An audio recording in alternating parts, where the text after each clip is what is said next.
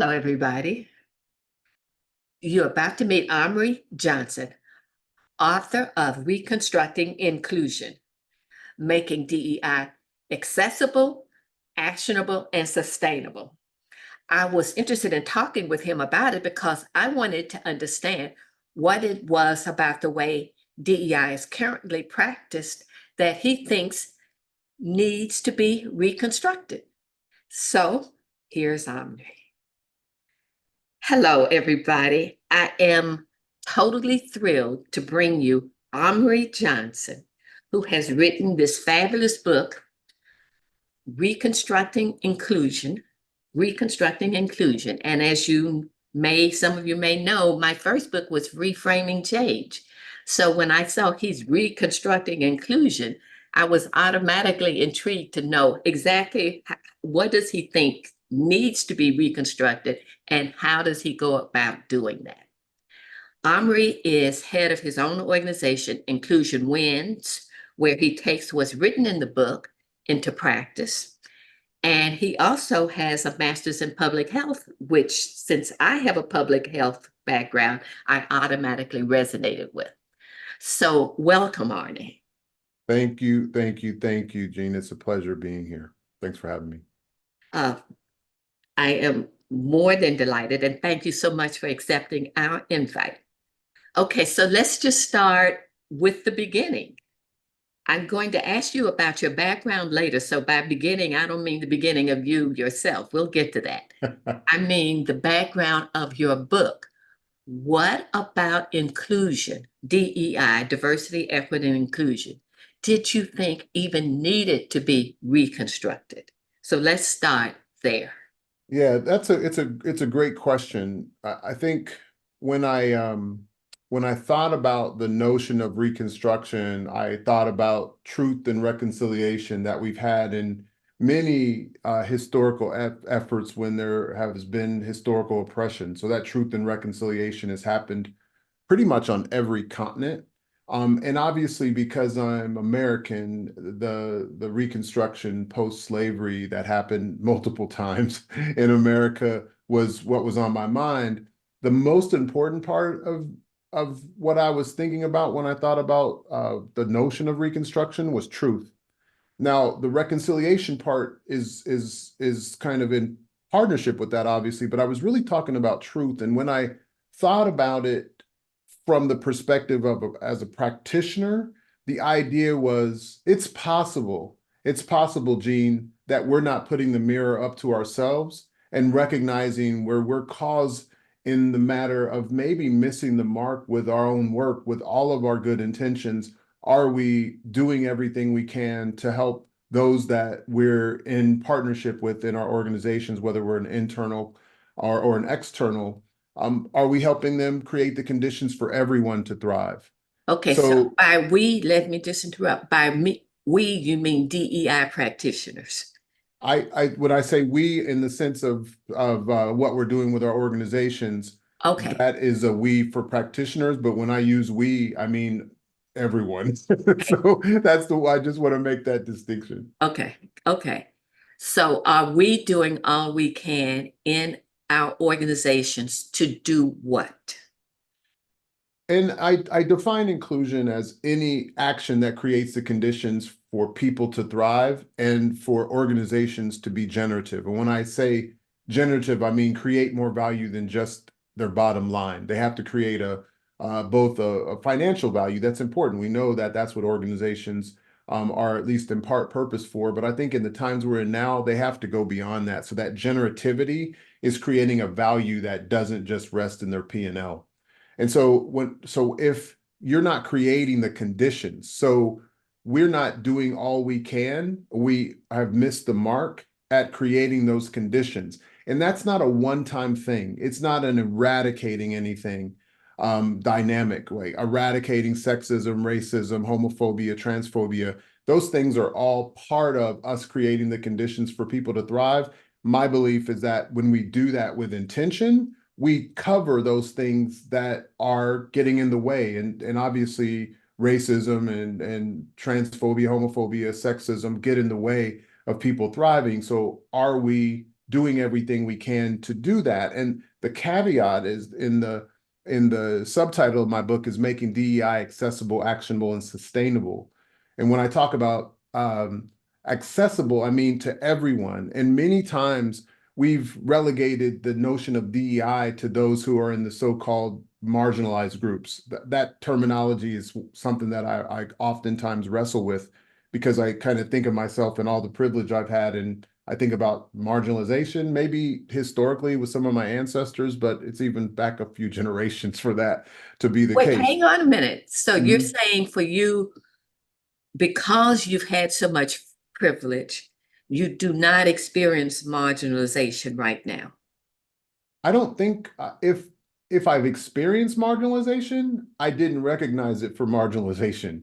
You can call me naive. Have I experienced some kind of interpersonal lack of affinity or racism, however you might call it? I probably have, but it's never been something that I took too seriously, quite honestly, because I think when people are racist, they're just ignorant.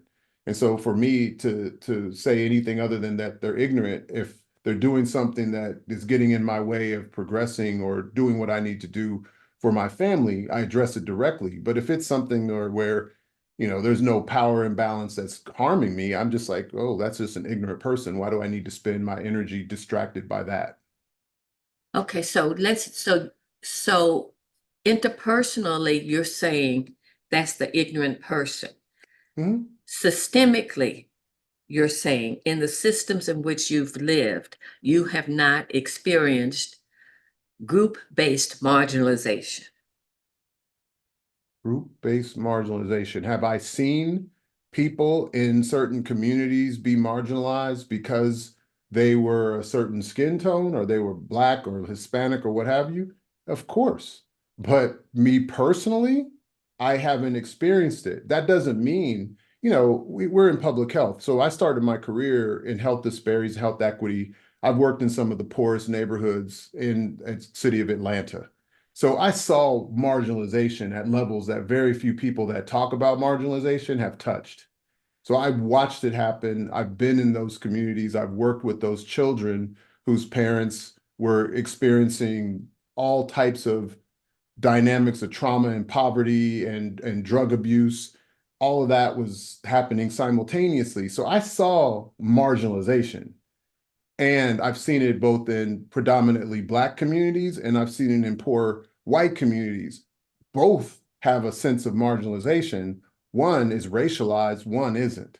And Right. so the dynamics are slightly different, but when it comes to poverty and drug abuse, the narratives are not dramatically different if you ever spent the time in community with those folks and trying to do all you can to contribute to their well-being. I didn't make the distinction other than the fact that, the kids in the projects in Atlanta kept me up on the latest hip hop music, which I loved. But otherwise, they were just kids and families that were in need, and some of them happened to be racialized as Black, and the others happened to not be. But their dynamics were not dramatically different. And when you see that up close, particularly as an epidemiologist, it becomes one variable, race, but it doesn't become all the variables, and the variables that are weighted the heaviest have not, in my experience, have not always been about race and racialization. They've been mostly about poverty, lack of access, some of that because of being in certain neighborhoods that were mostly racially Black or poor. But I just didn't come up with that lens to see marginalization just because one's color, full stop. Yeah, that's what I was getting to, because you're saying that because of your privileges, you haven't experienced marginalization. And so that's what I wanted to tease out. And I'm glad Yep, you're explaining this, because one can be marginalized on account of multiple demographics, not just race, as you're pointing out. So exactly. so perhaps by your mother has a PhD, so Mhm. by virtue of social class and education, you may not have experienced marginalization, but on other dimensions, you may or may not have. And so, for example, you may or may not have on account of race. you may or may May or not. may not have. And if I did, I didn't experience it as personal. So that's probably the distinction. I didn't experience marginalization as something that somebody did to me that kept me from doing what I needed to do in the world. So I came up, I'll just give you a bit of history. My family lived right outside of um, the Greenwood district of Tulsa. They lived in Okmulgee, Oklahoma.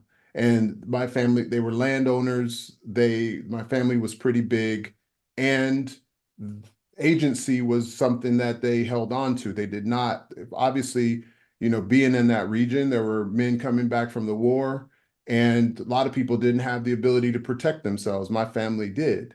And so in that kind of conversation, that just generationally, it's always been about agency. It's always been about do what you must do. It's always been about contribute to your community so that your community can collectively lift.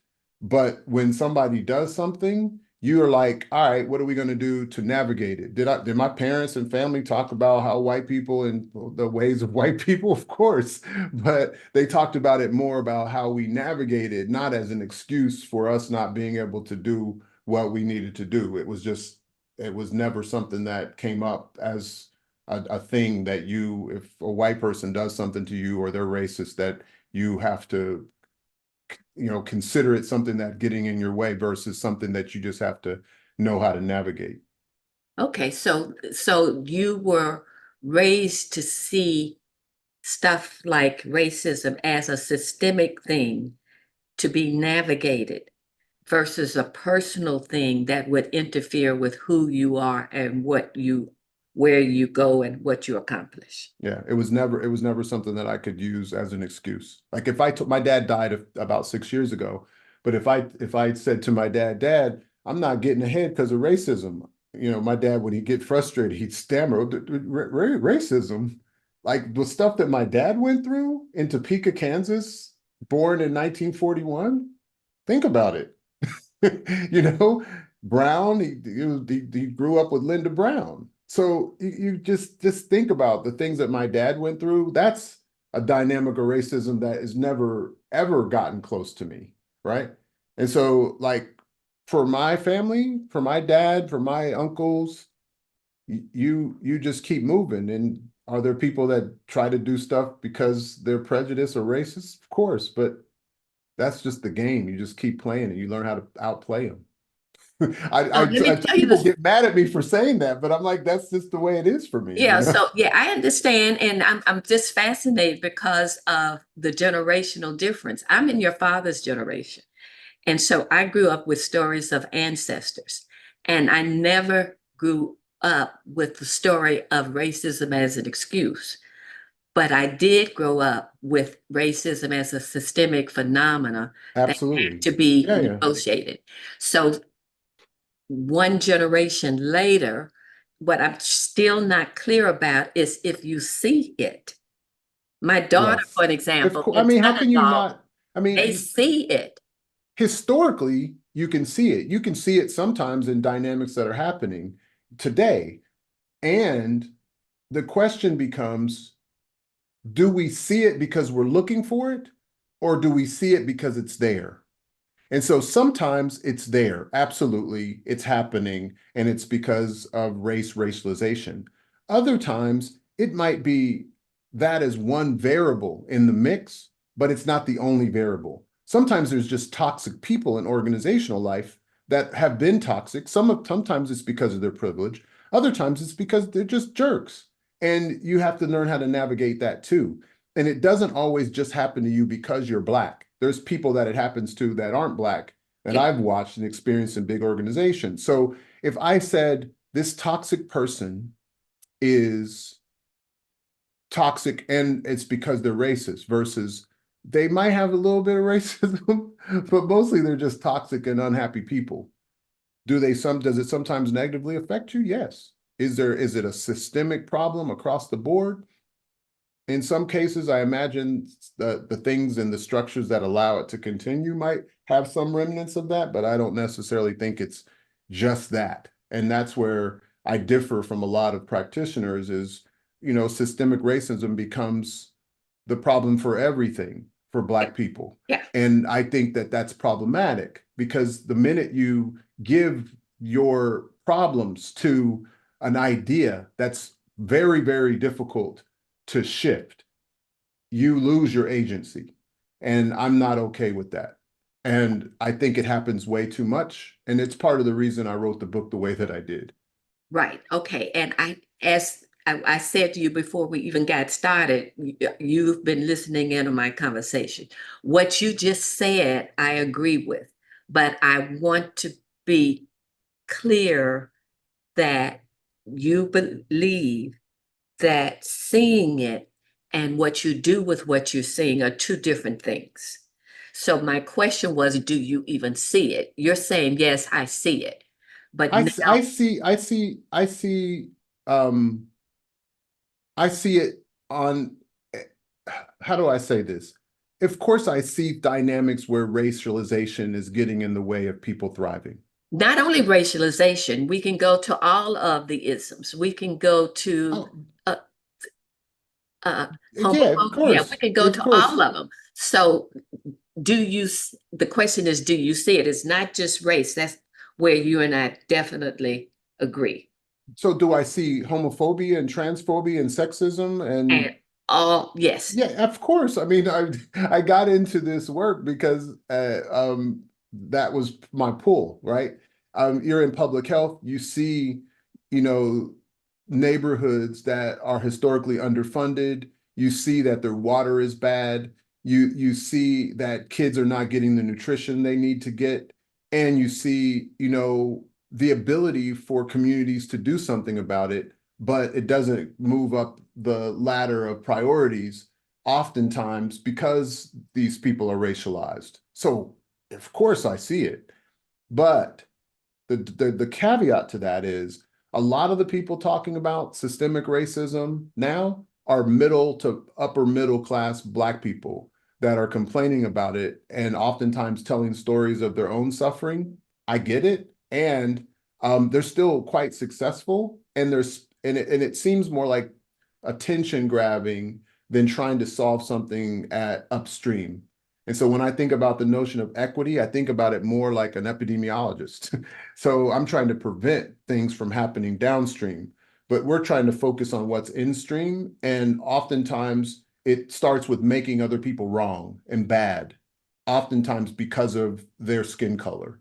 I Okay. don't think it works. So Yes. so I'll stop there. Okay. So I want to say, Maria, and I'm getting that R in. I want to say, I want to say that I needed you to say what you just said, because if you start talking about solutions and haven't made it clear that you truly see the problem, people will tune you out. I So, got it. I mean, it's possible that DEI consultants will tune me out anyway. well, Um, so there are so a lot of us. There's a yeah, lot of us. yeah. Some, Okay. the ones that are mostly on social media. Yeah. Well, yeah. Okay, so you see it. The question now is now to navigate it. So let's get back to how to navigate it and what to do with it. So I'd like you to elaborate on what you think DEI professionals are doing wrong that leads to the need to reconstruct inclusion. Yeah. I I think, there's been this kind of, we can call it an evolution or a trend or a fad even. So this trajectory of DEIA, DEIBJ, idea, Jedi, there's lots of For them the now. people And who don't know all those letters and what they stand for, say the words. diversity, equity, inclusion, and accessibility. Diversity, equity, inclusion, belonging, and justice. Inclusion, diversity, equity, and accessibility. Justice, equity, diversity, and inclusion. So it's some variation that of diversity, equity, and inclusion, adding accessibility, adding justice to that Belonging. mix. Yeah, and belonging, yes, to that mix. Okay. So these things kind of opened up what I saw, especially after the murder of George Floyd, it opened up a path of possibility. But we quickly, through methods that generally don't work, we blocked it like we were blocking it with a highway of Mack trucks. And we did that because we went in with this notion of, you can call it social justice, but it wasn't really it was more about preference of a different group that hasn't had the same level of historical preference than others. And it was a cry to say, give us more preference. Now, not everybody will agree with that, but the way it was, I don't think that was the intention, but the way that it was interpreted by some bad actors that are pushing back on it now was just like that. And it was mostly about representation. It wasn't necessarily about creating the conditions upstream.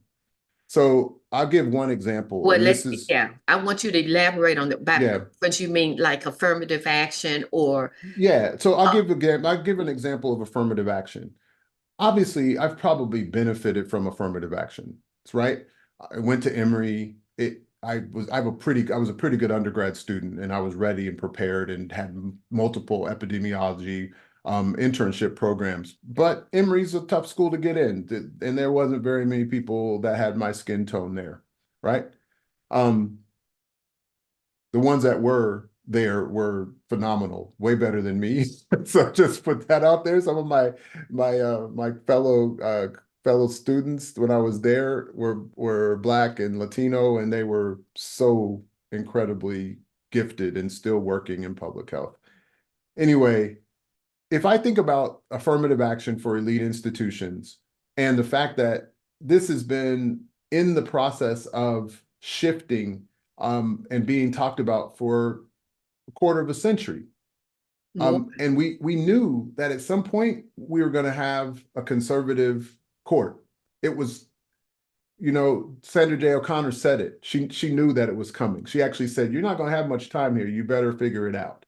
And so, like, what irritates me, Gene, is everybody was just like, "Oh my God, affirmative action has been abolished and they're going to now go after DEI." And I said, "Yeah, but if you're doing this work right, you shouldn't have anything to worry about." And when you think about elite institutions, they weren't really creating opportunity for those who generally wouldn't get it.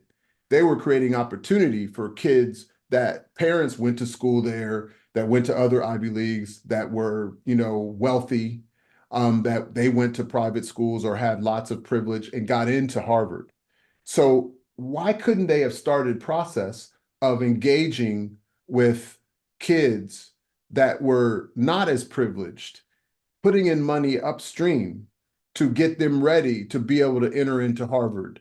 Who Because is the they?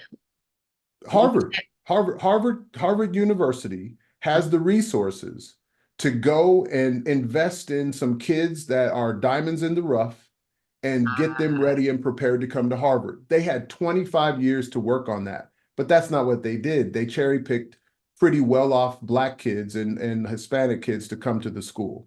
Now, you can say that I'm wrong about that or not, but if I'm Harvard and I really want to create long-term sustainable equity, I create the pipeline. Everybody knows that. But they didn't have to because they knew that the graduates that came before, their kids will come and they'll just let them in.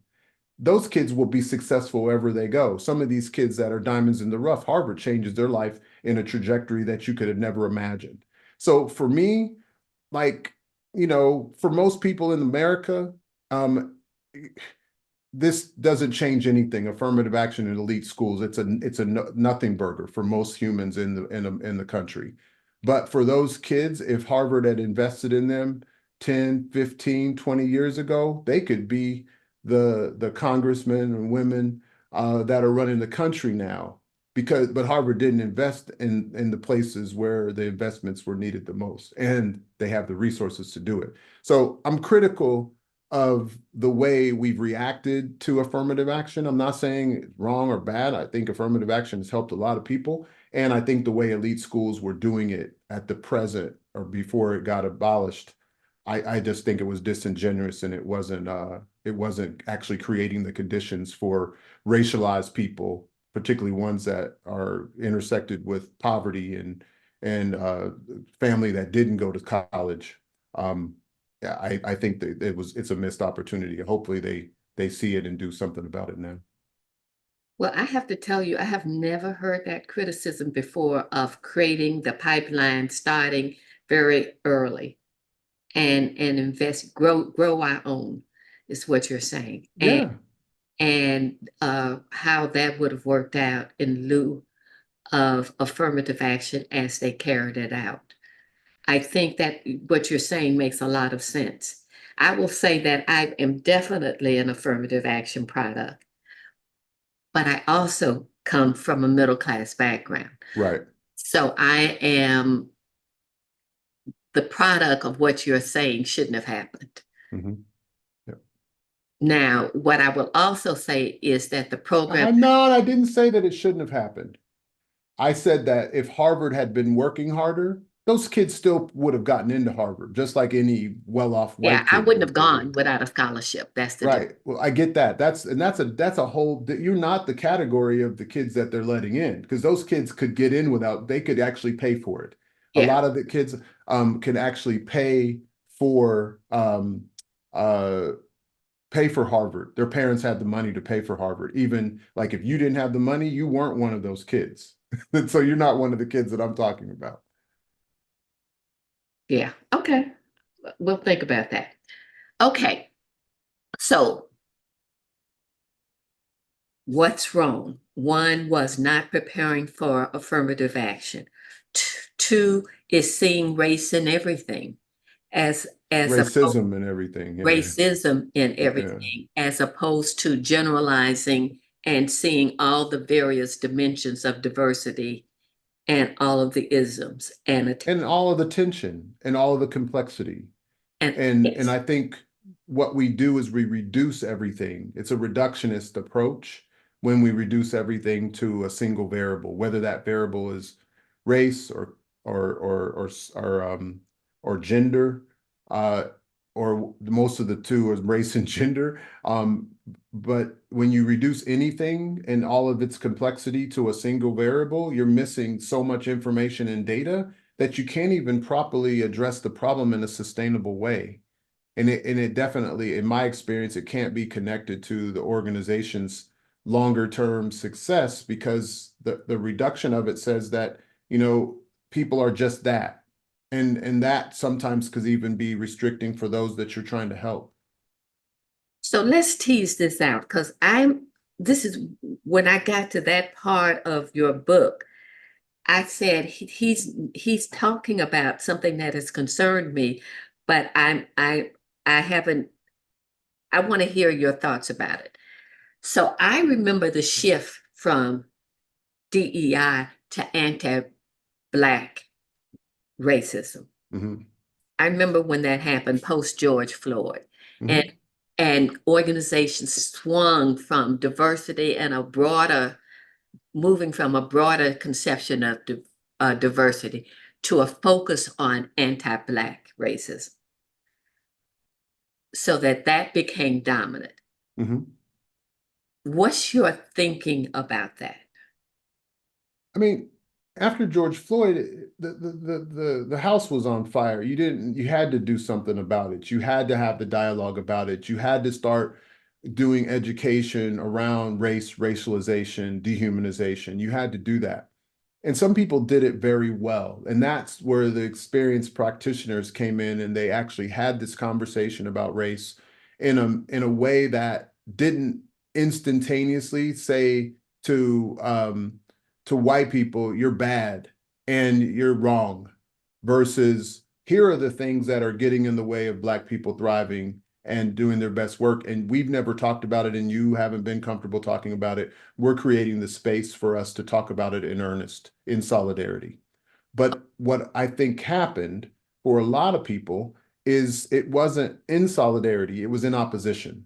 And so it created more us, them versus we. And that's where I think it wasn't a problem to talk about it. It was a problem to make it about one versus the other. And that never works. And the opportunity was contact. And you're familiar what happened during Brown. During Brown, the reason why Brown v. Board happened, there were, multiple cases before that, as you know. And part of what made Brown come to the fore was science. Say the whole thing so that people know what Brown versus the Board of Education, Topeka, Kansas, 1954. Okay. 1954. It's the 70th anniversary of May 17th of this year.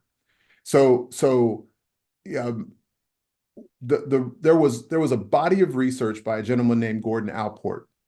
So Yes. Gordon Allport, if you're familiar, I'm pretty sure you are. He came up with the contact hypothesis, or in uh, uh, contact theory, right?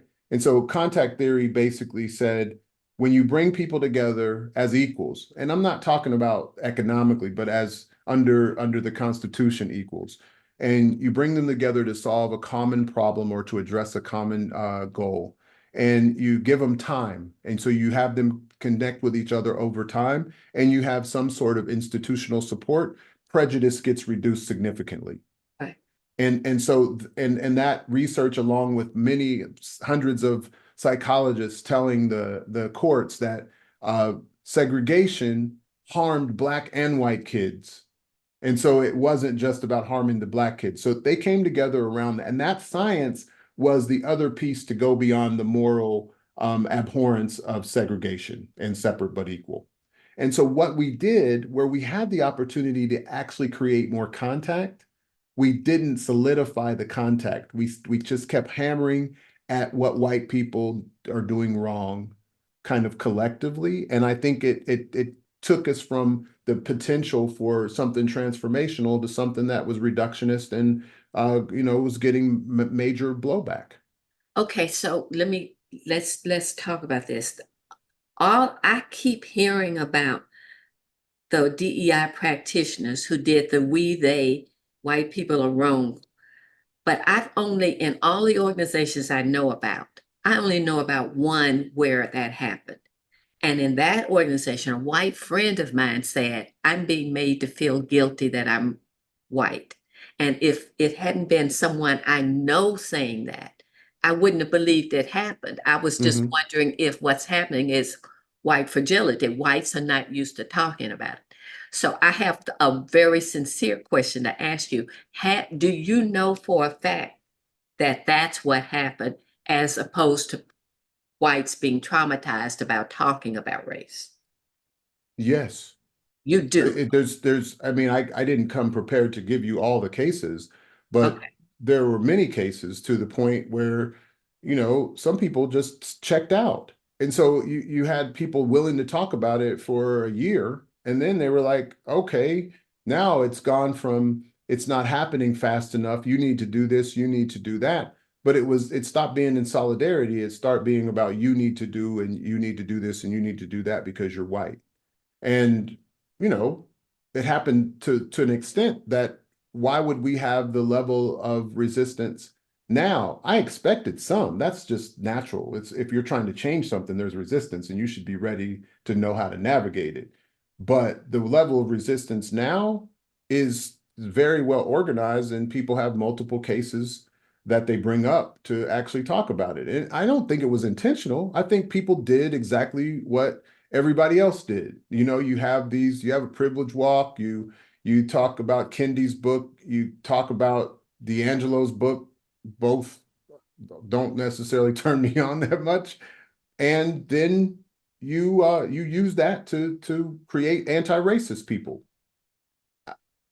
I just don't see it as a viable long-term solution. I think some people that already had the affinity are going to be all in, but the majority of people are not. So do you think naming those, well, Kendi's book, that's a different question. You think D'Angelo's book helped to create the backlash? I think it was a big part of it. Okay, so I had thought the backlash stemmed mostly from cancel culture, which you do a brilliant job of talking about. You don't use that term exactly, but Mhm. you do a brilliant job of talking about that. I thought it happened from the silliness that often resulted when someone said something and then their life's work, they're suddenly reduced to 6 words they say offhand. No, that you're spot on, Dr. Jean. So the answer to that is that's part of it. I don't think that D'Angelo's book was the fall of all, but I think some of the mental models that she espouses in the book were followed by a lot of people, and I I couldn't get through the book. It was very difficult for me to read because it felt infantilizing. It felt like Black people had no agency, and that the the whites that are fragile had to do better to get us better. And maybe I misread it. I just read part of it and I was like, I can't continue. And so again, agency is my thing. And I believe there's no people more resilient than African Americans, perhaps with a few exceptions in different other parts outside of the US. But African Americans, some of the most resilient people you can ever meet in the world in history, right? Yeah. And so for somebody to blame our condition on racism, full stop, which was a lot of the narrative, I was like, I don't want to give racism that much credit. I'm like, no, I'm not going to do that. Again, I know that this is unpopular and I am fully ready to accept however people respond to it. And I think if we got into more dialogue instead of canceling each other out and we kind of talk through it, we don't have to agree, but perhaps we have a different conversation and perhaps we create some solutions that actually can be sustained in organizational life that help Black and brown people, but by their nature, the way they're structured, everybody wins. And that's, my firm inclusion wins. We say when inclusion wins, everyone wins. Okay, so I'm trying to think of how to ask you to be very tangible in making a distinction between dialogue where white people get hammered and Black people lose agency, and dialogue where the real facts of racism are discussed, but everyone gets agency. You just described it, but No, I it's want are you asking me how to do it? I'm asking you, I'm trying to make it visible Mm-hmm. for someone who may not understand that distinction. Okay. Well, when we talk about the condition of African Americans in the country, we have to talk about American history. And American history includes chattel slavery. And if we are honest with each other, we have to understand the history of slavery. We have to understand the history of Black freed people and what agency that they demonstrated, what agency Black people have demonstrated all the way through the 60s, 70s, before we got into the welfare state. Black people were actually doing quite well. And, we're not doing bad now, but relative to then, Black people were doing quite well. So if you talk about all that history, you can talk about redlining, you can talk about people not being denied for loans for businesses. We know that happened, but we also know that there were people in the Black community that came together to help each other, right? So I could say there's certain communities that do very well at helping one another. Some of them happen to be brown. Some of them happen to be African, right? Some of them happen to be religious. So sometimes it's a, you think about what happens in Islam and Islamic cultures. Financially, they help each other. They actually give each other 0% interest loans. So these are things that certain communities have done. They happen to be racialized too, but their identity mostly resides in their religion, not their skin color, right? So we'll go down to that space to say, if we're having a conversation about race, racialization, history, dehumanization, and we're doing it in a very cool-headed way to say, here are the facts, but we're not putting blame on the people because their ancestors did that, because the honest to God truth is some of our ancestors, because if you look at DNA, it's some of our ancestors did it too, right? Yeah. And so like, if we have a conversation cool-headed with the level of respect to say, you know what, we've messed some stuff up. And I have white male friends that's like, you know what, I can say very clearly, white guys have messed stuff up and we still messing stuff up. To be able to say that without it's white guys, it's white men, it's straight white men, and always kind of having this this tenor of blame placing, I think you have an agentic conversation where everybody says we want to create the conditions together, and particularly in organizational life, which has to be interdependent. How do we create the conditions for everybody to thrive together? Or do we do it where we're blaming the other and saying it's your responsibility to do everything when that's obviously, incomplete? Okay, so let me paraphrase. I think you just did what I was asking you for. So let me paraphrase it and you tell me if I'm interpreting you correct. Okay, I'm highly strength focused, Mhm. and so are you. And reading your book, you talk about agency, I talk about strength focus. It's the Yeah, same vocabulary. yeah. Okay. What you just said is that it's blaming when it's about white people, what white men did, what the white culture did, and that's the end of the conversation. For a lot of people, it is. There's some Yeah. people that will absorb that and Yes. internalize it, but Yes. not the majority. So when it's finger pointing, it's about them, it's about what the white people did. I grew up when it was the man. What the They're man still the done. man, Gene. I mean, the It man is. is like an idea. Okay. So, the man, sometimes I hear people talk about the man, I think I'm gonna lose my mind. Okay. So when it's about the man, it's a finger pointing, dissolving myself of agency, and that's the end of the conversation. As opposed to a historical analysis of here are the facts. Yes, doing the New Deal, a lot of Black people could not buy homes. A lot of white people did. That was the start of white generational wealth. We didn't get such an opportunity. Now what? How do we move forward together in a non-zero sum game, in a way where we don't assume there's a fixed pie and what you got means I lose or vice versa. Yeah, So that's the distinction you're drawing. that's the distinction I'm drawing. That was brilliantly stated. I love it. I really want to talk about Rachel. Dolezal, Say the name again. Rachel. Dolezal. She truly fits in here. You talk about her in the book. What's your thinking about a white woman who identifies Black and then gets castigated for that? Yeah, sometimes people argue with me about this because I grew up with some white people that unless they had that, if you talk to them on the phone, you would never know what culture, what skin color they have, right? Um, and one of them, my friend Carl, that I went to school with in Topeka, Carl never played on the basketball team, but Carl used to kick my butt in basketball, and I played, right? Carl never went out, right? But one on the court, he would wax me. I would be so frustrated, and part of it would be because he was white.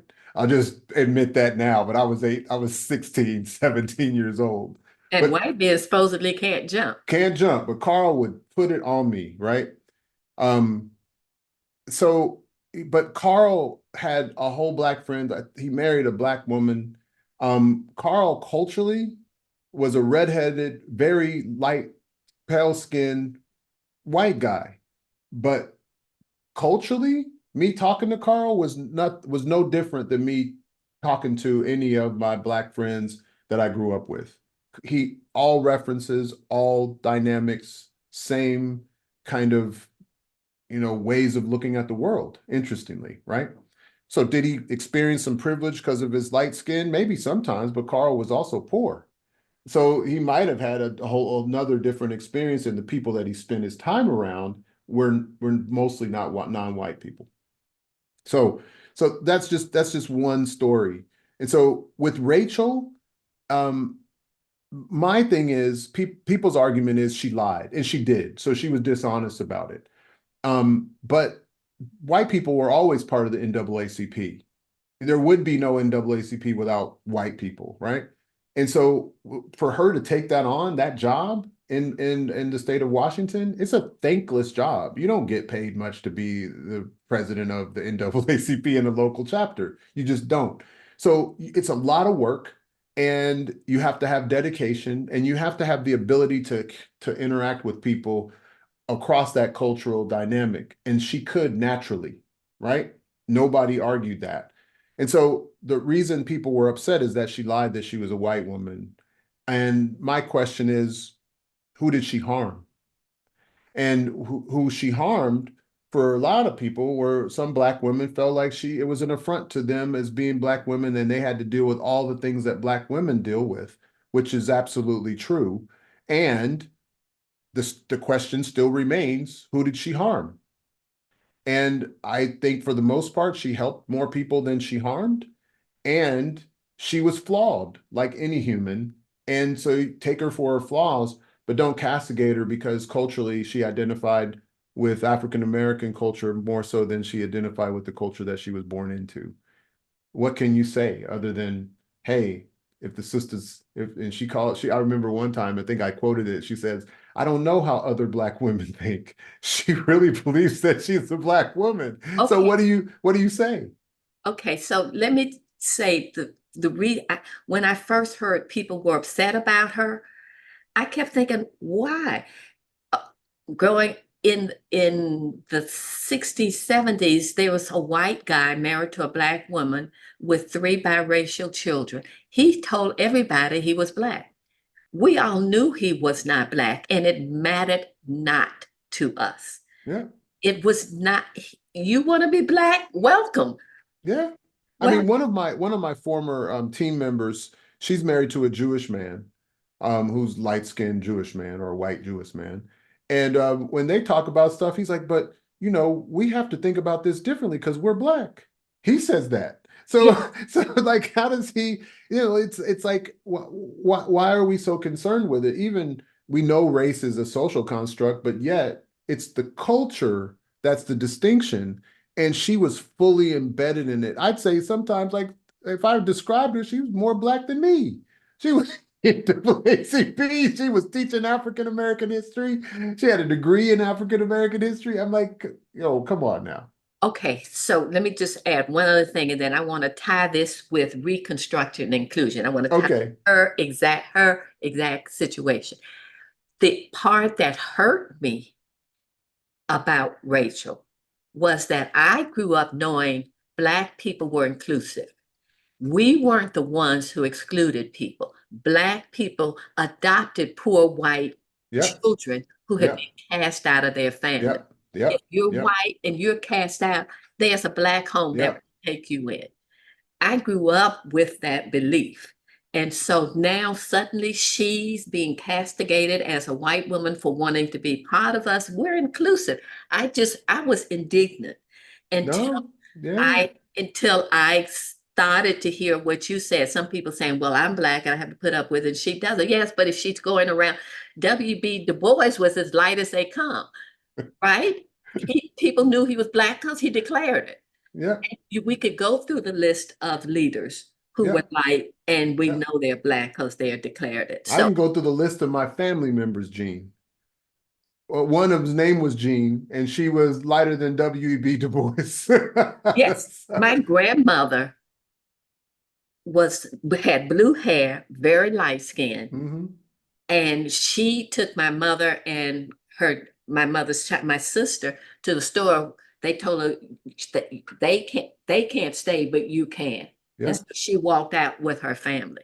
So yeah, yes, we're the rainbow. We come exactly. from Yeah, ebony to ivory. Ivory, exactly. Yeah, absolutely. And I'll just say this: when you think about, you know, the great Reverend Dr. Howard Thurman, Yes, and him talking about the religion of Jesus and the disinherited. The disinherited have grace. yes. And what we haven't exercised is that grace with Rachel. And that's what probably upsets me, is that our whole lives have been about grace. Our whole history has been about grace. Yet we didn't want to give her some, even when she was trying to do what was natural to who she believes she is. Okay, so I'd like you to end by talking about grace and how to reconstruct inclusion. What is it that you're saying? Because I think the word grace has a lot to do with it. It does. When we are in a place to recognize that we're all connected, we're all interdependent, and that if we help each other get better, everybody can get better. We have a level of grace for each other that allows us to engage, connect, grow, argue, and still have that grace enough that we can respect each other and continue to contribute to each other, even when we are not necessarily feeling so brotherly or sisterly with each other. So the idea of grace is sometimes it's not going to be comfortable. Sometimes it's not going to feel right. But the idea is that we have to keep doing everything we can to create the conditions for each other to thrive.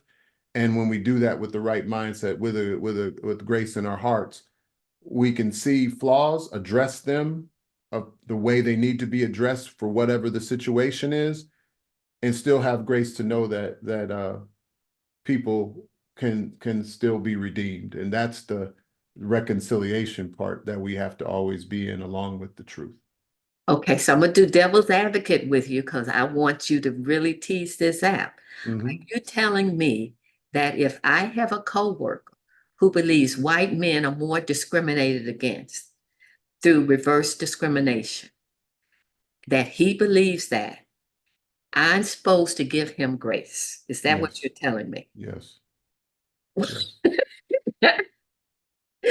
I'd like, I told you, I'm not saying you should let him remain delusional, okay, but the fact that you don't let him remain delusional is grace. And that's by saying, brother, tell me a little bit about what you mean by that. Let's talk about that. Not to get mad at him, not to castigate him, not to call him a white supremacist, but to care for him and love him and create a certain level of trust so that he can come to you and say, man, I was off the mark there. Thank you. and what's the benefit to me of giving him grace? Why should you What's the hear that all the benefit? time? Well, Why do no, I have what's to give him that's the time of day? that's a faith thing. And that's a hard one for me to describe because grace is by faith. It's undeserved, unearned, favor. And so you don't think you have had people give you grace that they didn't get anything back in return for? So Okay. so that's I can't say your reward is your reward is the same reward that somebody that gave you grace that got nothing back in return got. And if that doesn't work for you, continue on without having grace, but it won't get you very far. Okay, that's it. Why won't it get me very far? Well, because you're holding on to an idea that is inherently halting.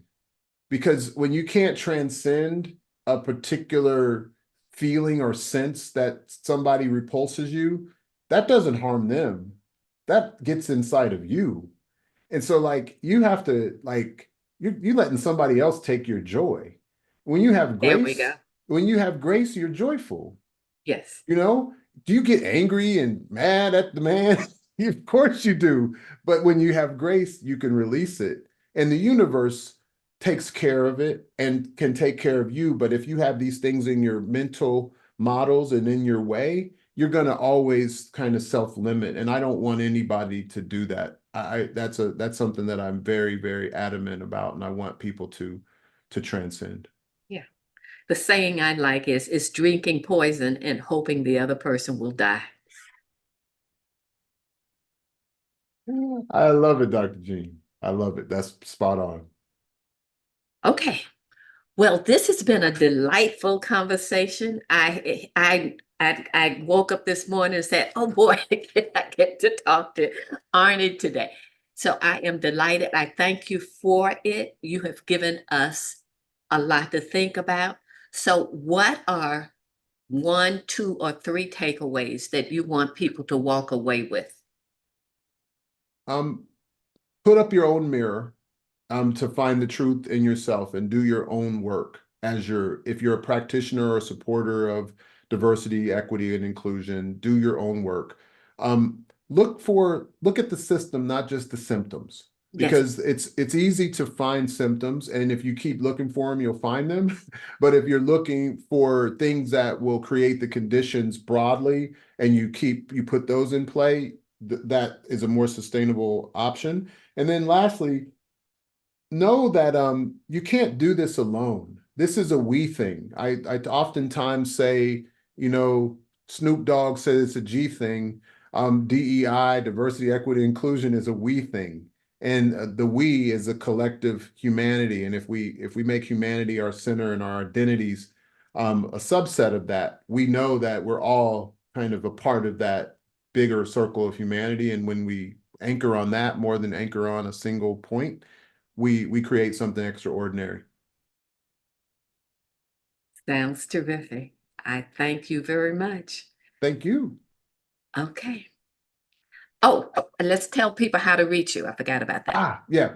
You can go to our website at inclusionwins.com. On Amazon, Reconstructing Inclusion, Amri B. Johnson. We have a podcast and a Substack of the same name, Reconstructing Inclusion. Please subscribe. Let us know what your thoughts are. We take all comments, the good, the bad, the not so good. And we want to be able to be in dialogue. That's what it's all about for us. Yeah, I've listened to your podcast and it's Thank really you. good. I Thank you. I was very impressed with it. Thank you. Appreciate it. Okay, so thank you. Thank you. That was a really good discussion. I know we spent a lot of time on the concept of privilege. As we both agree, too often privilege is only thought about in racialized terms. There are many ways to be privileged, including by virtue of one's race, economic status, sexual orientation, and so forth. So the concept of privilege as only applying it to race and not to the other things ignores the complexity of the concept. Omri recognizes that his point of view will be debated. As I said to him, he's focused on agency, and I look at what I call strength focused. Omni points out that if DEI is used to advance one group and reduce another, it backfires. It should be used to advance all of us. The challenge is to foster dialogue among people with different perspectives without blaming or attack. How can we improve the system without pinning all the problems on one group of people and treating another group of people as though they lack agency or strengths? Sadly, I agree with him that not all DEI practitioners are able to tread that line, but that's what he stands for, and so do I. Now, I invite you to learn about our book coming out in July. It's called Conscious Change. Our website, Leading Consciously, gives various options for where you can pre-order, including Amazon, Barnes and Noble, and other places. And I certainly hope you do. As you probably know, pre-ordering helps with sales. So I hope you will help us out and get our book off to a good start. If you get the book, I'd love to hear what you think about it. Thanks for listening, and I thank you so much for your support.